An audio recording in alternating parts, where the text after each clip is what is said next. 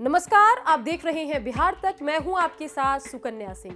तारापुर और कुशेश्वर स्थान विधानसभा सीट के लिए उपचुनाव होना है, जिसको लेकर चिराग पासवान के साथ साथ नीतीश कुमार और आरजेडी ने भी दावा ठोक दिया है।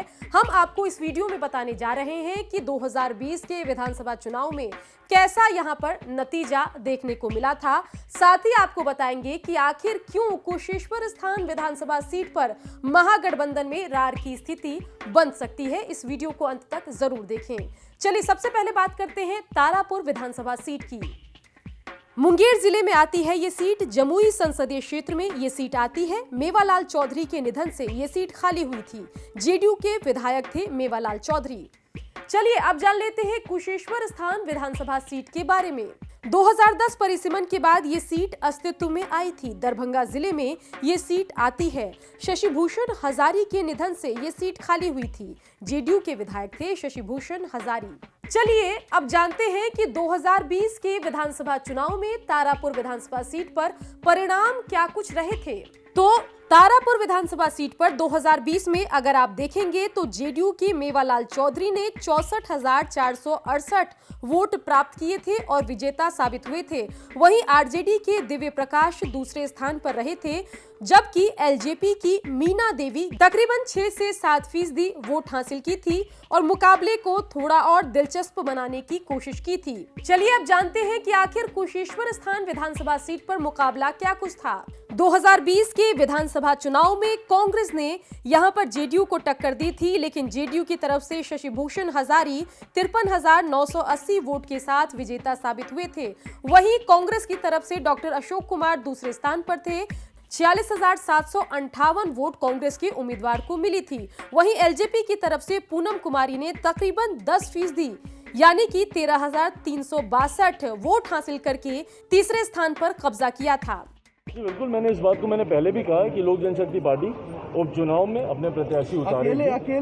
लोक जनशक्ति पार्टी के संसदीय बोर्ड, बिहार का जो संसदीय बोर्ड है, उसमें इसको लेकर चर्चा हो रही है। मुझे लगता है बहुत जल्द इसकी औपचारिक घोषणा कर दी जाएगी। बिहार संसदीय बोर्ड द्वारा एक प्रस्ताव चुनाव को लेकर बहुत जल्द केंद्रीय संसदीय बोर्ड में भेजा जाएगा और उसके बाद मुझे लगता है इसकी औपचारिक घोषणा।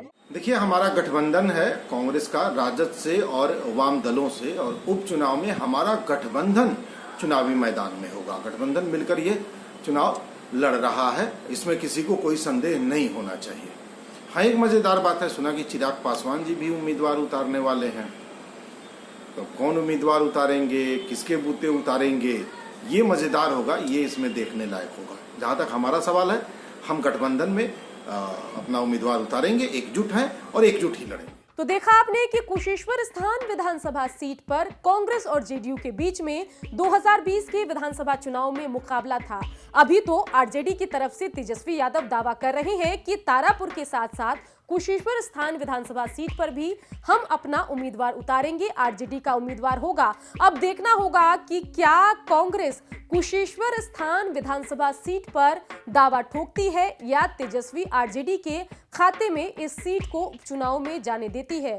साथ ही आपको बताएं कि एक और तो कुशेश्वर स्थान विधानसभा सीट पर कांग्रेस और आरजेडी में तकरार देखने को आगे चलकर मिल सकती है। वहीं चिराग पासवान के ऐलान कर देने से कि उपचुनाव के दोनों सीटों पर वो उम्मीदवार उतारेंगे, जेडीयू के लिए मुश्किल बढ़ गई है, क्योंकि हमने देखा कि 7 से 10% के आसपास दोनों सीटों पर वोट हासिल करके एलजेपी के तब के उम्मीदवार, या यूं कहें कि चिराग पासवान अब जो उम्मीदवार देंगे वो नीतीश कुमार के लिए मुश्किल खड़ा कर सकता है।